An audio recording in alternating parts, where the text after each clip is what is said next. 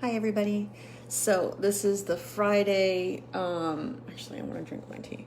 This is the Friday weekly Untethered series. I've decided instead of weekly roundup, because that didn't really make any sense, that I would call it Untethered Fridays. So here we are with our first sort of Untethered Friday. I'm going to be discussing a topic that is relevant to me right now, and it's going to be either like a Michael Singer thing or one of the other lovely books of truth that I like to read. And today so as you might know, you probably don't, because there's a billion of these videos at this point and you're probably just seeing 3 seconds of one. So I tend to, when I'm journaling, and I've started journaling again, so thank God, I often use a book as a prompt. I like particularly The Heart of the Buddha's Teaching. The Heart of the Buddha's Teaching. I always say understanding there for some reason. By Thich Nhat Hanh, who unfortunately passed this past couple of days. It's very sad. Like, really. He's like, this is where I started my emotional growth many years ago, when I read a different book by him, and then got most of his books because they're amazing, and I really need to go back to reading them. So I started again at the beginning of the book because I thought I would start somewhere else, but I didn't begin at the start, right? It's a wonderful place to start, as both Maria from The Sound of Music and my friend Robin Thomas say. So we're going to discuss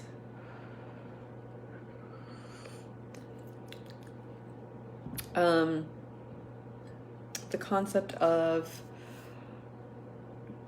David Cordero just texted me and I wanted him to come on today, so we'll see, maybe he'll come on, who knows. Because in the future I might actually have these things where I have someone to discuss with me. So the thing that I've been sort of thinking about in my journal the past few days is the idea of meditation as sort of talked about by Thich Nhat Hanh.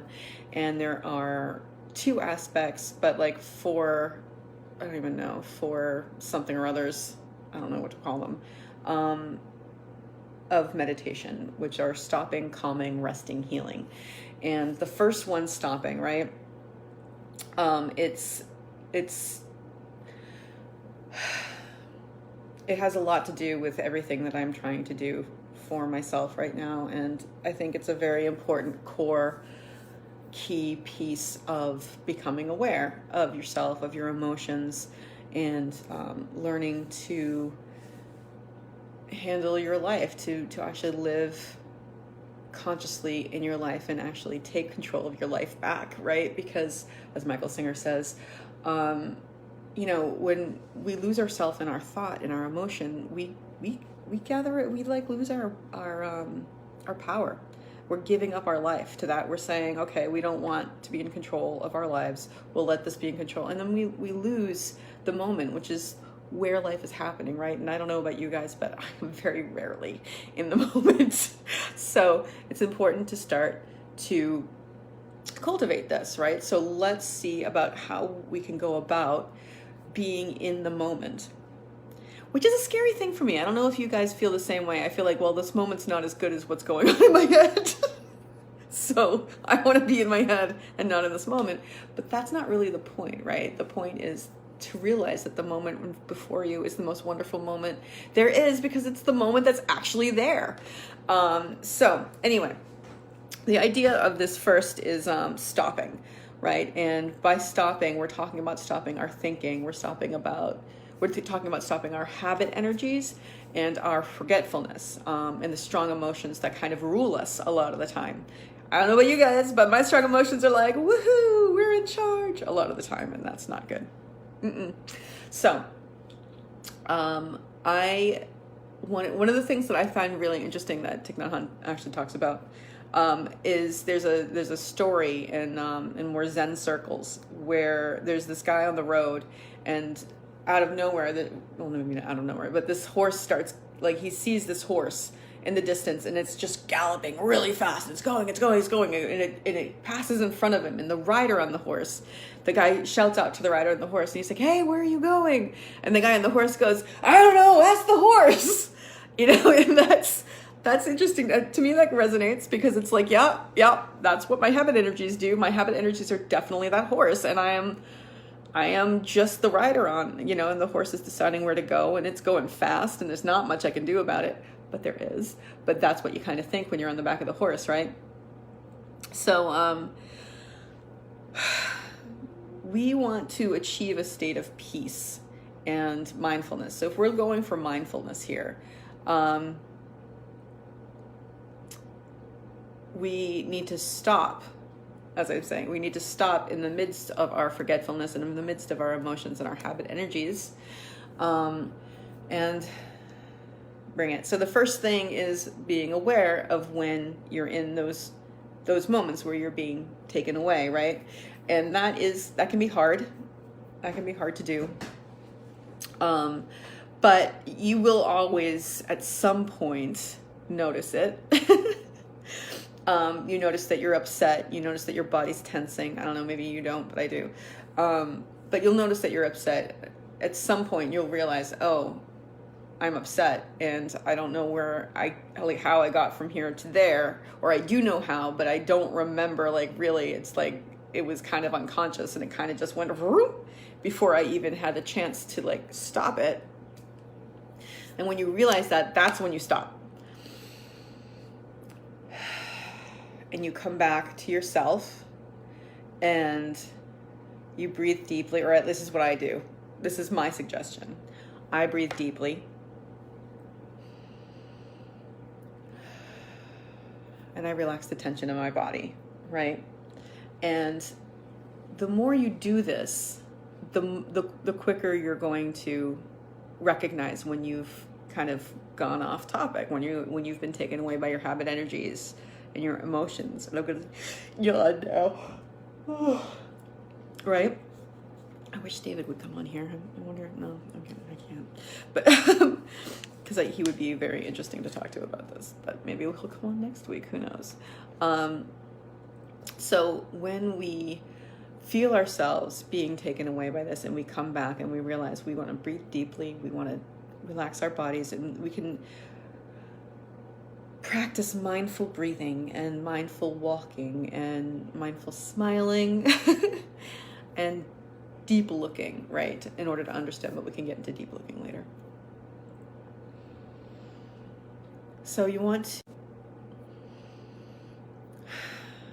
just take a moment, and whatever you're doing, become more mindful. And that can mean a lot of different things for different people. Some people like to focus on their feet and feel their feet on the ground, right? A lot of people focus on their breath.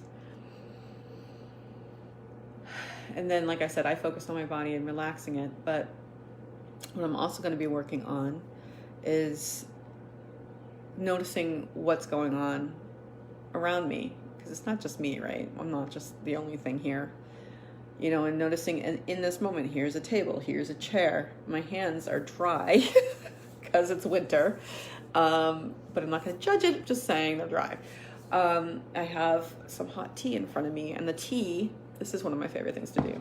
The tea is made from water and leaves, right? Dried leaves. So in order to get here, number one, water, right? This is just an exercise I like to do sometimes that I know other people enjoy as well when you're eating or drinking. There's water, right? Now think about water. Water has been here since around the beginning of the earth, you know what I mean? Like the earth came together and all this stuff, and hydrogen and oxygen atoms bashed together, and all of a sudden there was water, right? And there was a lot of it. a lot of it, right? So there's a ton of water all over the planet that's been there since water first started, which that was before life. That was way before life. It was like a long time ago. And it's come up and it's gone down. It's been rain. It's been, rivers. It's been ponds. It's been lakes. It's been oceans. It's been everything. And it's just circled the world I mean, it's just recycled, right? Like, I mean, it's the same water that's been here the whole time, which is nuts, right? So I'm just gonna take a sip of that water that's been, when you think, I mean, like, come on, this is the water that's been here since the beginning of the planet. Like, I'm drinking, like, that just really, it also really, really grounds me, you know what I mean? It really makes me reflect on, like, and then it's, you know, I'm imbibing it, you know, I'm taking it into my body, and I am 70% water. So I am, like, I mean, well, when you think about it, every single atom that is a part of us was here since the beginning of the Big Bang. Well, not the beginning of the Big Bang, but once the Big Bang kind of did its thing and atoms started forming, those atoms are inside of us. Freaking cool. So anyway, this water that has been here since the beginning of the planet is, I am imbibing, and the water in me has been here since the beginning of the planet. And crazy, right? So then I think about that water, you know, what water does. Water nourishes life, right? Water is the key ingredient for all of life. And that's what I'm drinking. And then I think about the leaves from the tea, right? Like, the leaves had to grow on a plant. I think it's a bush. And what did that require, right? Well, first off, there had to be a seed down there, which seeds are crazy, right? I mean, really, seeds and like eggs, they have all the DNA for whatever it is, the being that's going to be, that comes from it. Like, I mean, like, you water it and it comes out and it grows into like a tree or a bush or whatever. I mean, that's nuts. So you got to have that, right? Which comes from years and years and years over, you know, like, since the beginning of like plants, you know what I mean? Since the beginning of plants, eventually this tea tree arrived. And it's a tea tree. And in order for it to grow, there was earth, right? So the nutrients in the earth came from all the dead animals that have passed before, or the dead everything, like dead plants, dead animals that passed before and created the nutrients in the ground and the dirt. And then the water came down and watered the plant, and the plant grew up, and that took time. And there had to be like earthworms in the earth that like oxygenated the ground, and the rain and then someone had to come and pick that. And I mean, do we really have to go into this? The person came from la la la la la, and then the leaves had to be dried, and then they had to be, you know, packaged up, and eventually they reached me. And you think about each of these steps, that's like, okay, yeah, I'm gonna stop thinking about did I just forget about my habit energies? Yes. And when you think about that, instead of like talking to someone about it, and you're thinking about it like this when you're just drinking your tea, and you feel the warm go down, it's a way of grounding. Find your way to grounding yourself. That was a very roundabout way of saying, when you find yourself getting upset, when you find yourself being carried off by your thoughts, your habit energies, your emotions that tend to rule you, find a way to ground yourself in the moment. Stop. Deep breath. Yep. Okay. Deep breath. And find a way to, and honestly, like right now, just sipping some tea, feeling the warmth in my mouth and it go down my throat and into my chest, and you know, it's grounding.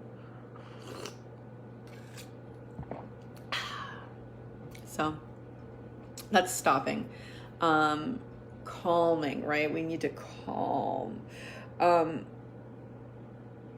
When we have a strong emotion, right, we know that that's not the time to act.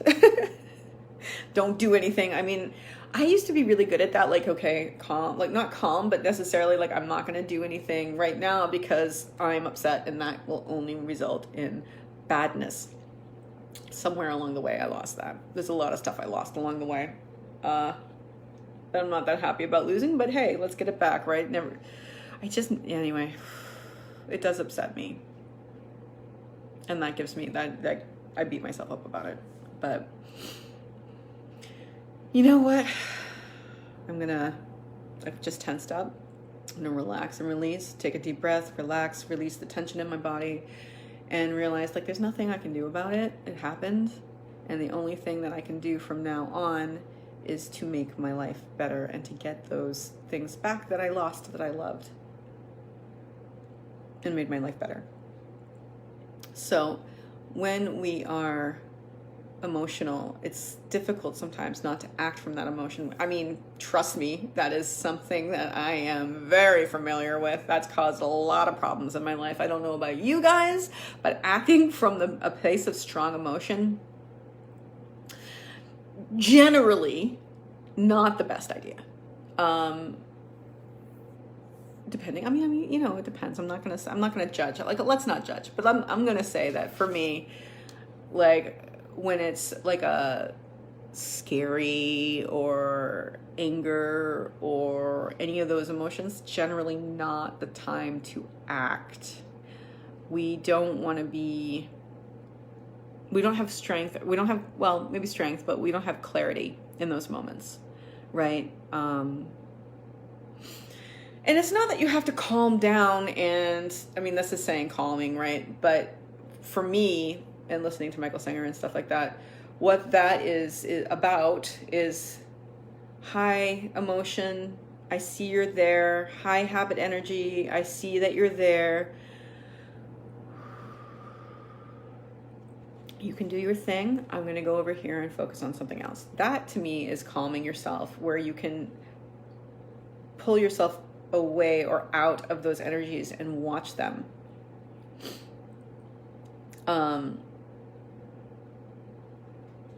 And Thich Nhat Hanh talks about calming emotions, but Michael Singer says, like, you can't calm anger.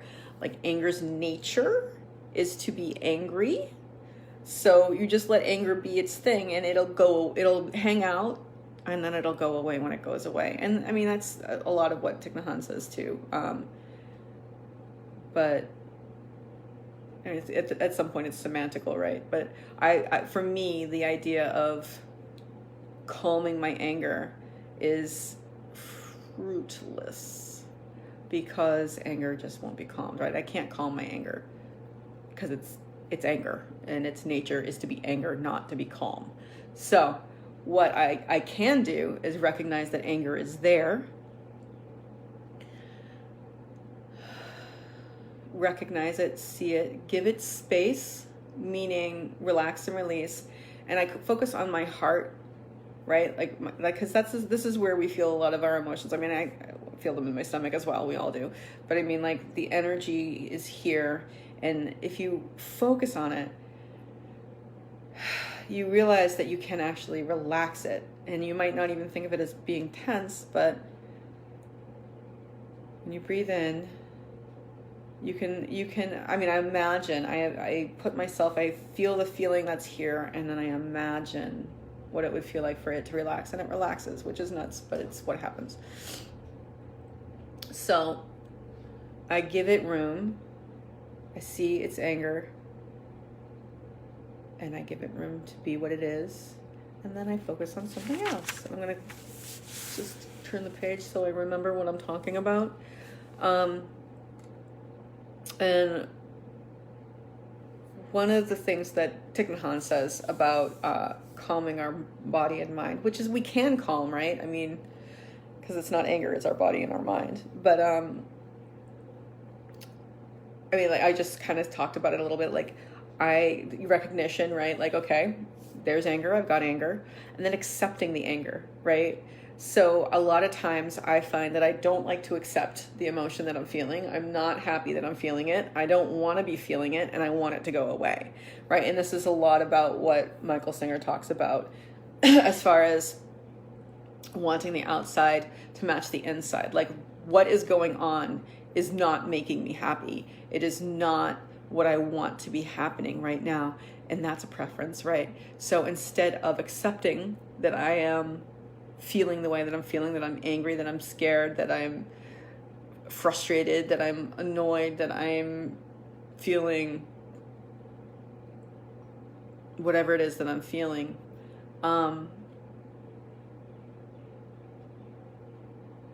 I accept it, which is scary, right? Because that means you have to feel it, rather than being like, I don't want to feel it, I don't want to feel it, and then working and making moves. Again, working out of that emotion, right? Working out like making decisions and choosing behaviors coming from the strong emotion that really you don't want to be feeling, to try and make it go away just makes things worse, makes it worse.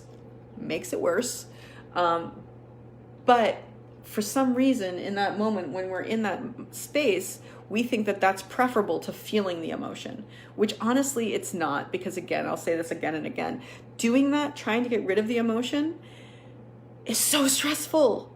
Because you're like, okay, well, what can I do? What can I do? What can I do? And that's not working. Oh my God, okay, so we're going to do this over here and that's not working. Like, no, guys, it's not fun. The emotion's not fun, but what you're doing to get rid of it is less fun, right? Like, so, or at least what I did to get rid of it was, they were all bad ideas. They were all bad ideas. So instead, just like, okay, there's anger. There's anger. I'm feeling anger. Right? I'm feeling anger towards myself or whatever the case may be. So we just accept it. And instead of pushing it away, Thich Nhat Hanh suggests we embrace it. Like a mother would embrace its child, like a crying baby, right? Like you're, okay, anger, like, and then that's really about having compassion for yourself, right? Which is a big thing that I don't really think Michael Singer really addresses that as much, but it is an important component of healing yourself, of coming out of whatever it is, the darkness that you're coming from. It's about having compassion for that person, and I'm reminding myself that this is a good way to do this. It's I feel the emotion, I recognize it there, I accept it's there, and I have compassion for it. You know what I mean? So I'm feeling it, but actually what you can do on top of allowing yourself to feel it and not doing the things that you're trying to do to get rid of it is you can actually have compassion for it. You can embrace it. You could say, okay, anger, like, rather than even just what I've been doing, which is like, okay, anger, you can do your thing. I'm going to go over here. Be like, hey, anger, oh man, that sucks. Yeah, I know you're angry. Oh, it's too bad. It's really too bad. You know what? And like, I get it. You have a reason to be angry. It's okay. It's chill. Like, let's just chill out. Maybe, we can sit down together and have a little cup of tea. Still have a little cup of tea with my anger. Tell me about yourself, anger. Why are you so angry? And kind of be curious about it and embrace it and realize it's actually like, thinking about it, it's actually like a part of you, right? It's not a part of you. It's not, because we are not our feelings. We are not our emotions, but it is within the moment that we are experiencing, which is the only moment that we have. And it is also a part of, rather than just being mindful of everything that's external or even everything that's physically internal, like our breathing, to be mindful of the feelings that we're feeling, right? The emotions that we're feeling, and be like, all right, let's chill. Let's understand these. And then another thing Thich Nhat Hanh talks about is looking deeply. When, and it's sort of, it goes hand in hand with embracing and being compassionate, right? Like, oh, anger, okay, you're here. So tell me about yourself. Why are you here? Why are you so angry?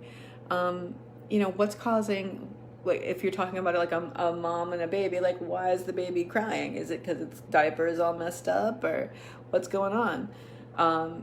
And then once you kind of look in, Thich Nhat Hanh talks about insight. I'm just going to read because, all right, so once we know the reason, we can fix the reason. Now, I'm not saying fix what's on the outside, but if we,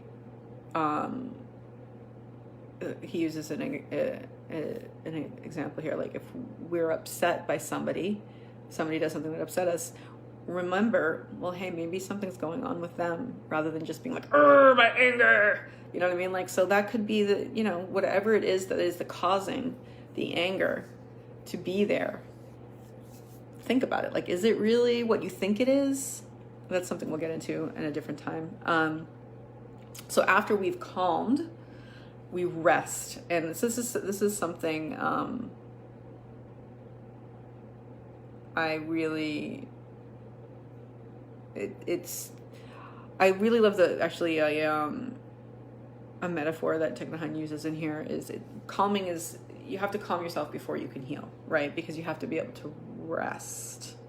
And so you calm and you rest, and like you allow yourself to just relax and release, right? So that all the teachings work together. And then once you rest, that is a precondition for healing, right? So you got to heal. And the way that Thich Nhat Hanh talks about it is like when an animal is injured, and I think of it as a tiger because I saw a documentary once where a tiger did this. A tiger, like, you know, is wounded, they'll go away they'll find a place, a safe place in the forest or the woods or wherever they are, the jungle, to just sit down. They don't eat, they don't get up, they don't do anything. They just rest and allow their body to heal. So,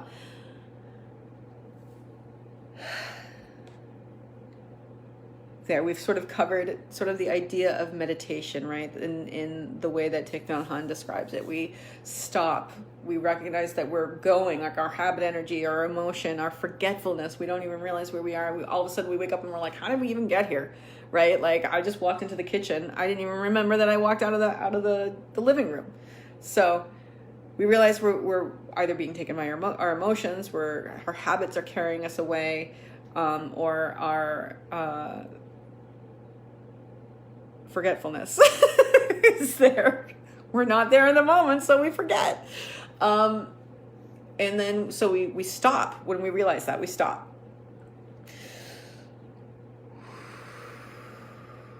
And then we calm, right? We recognize that the emotion or whatever it is going on inside of us. We accept that it's there. We have compassion for it. We embrace it. We have compassion for it, and we look deeply in it. Like, what is going on? Why are you so angry, me? You know, why are not so angry? Why are you feeling so much anger? Because we are not our emotions, and it's important to use language that reinforces that. And then we have insight into it. We realize whatever is causing the anger, why is it causing it? Not why am I angry? That's the reason. Let me do something about it. But why is it causing it? Right? That's what we really want to understand and have compassion for and chill. So calming, right? Resting. We need to, once we've calmed, we just sit back and rest, because in order to heal, we need to rest. Our body's not going to heal if we're running around, right? Like if we've got a wound on our leg and we're running, not going to heal, not going to heal, right? We need to be like, whoa, lay back, put the foot up and rest. So that's how we heal. And that's what meditation can be about, if you want it to be. And that can happen. You don't have to sit yes, sitting mindfully, walking mindfully, eating mindfully. Everything can be a meditation, I guess is what I'm saying. Everything can be a meditation when you live mindfully, when you stop whatever it is you're doing that takes you out of the moment. You calm yourself down from whatever it was that was taking you out of the moment. You rest from that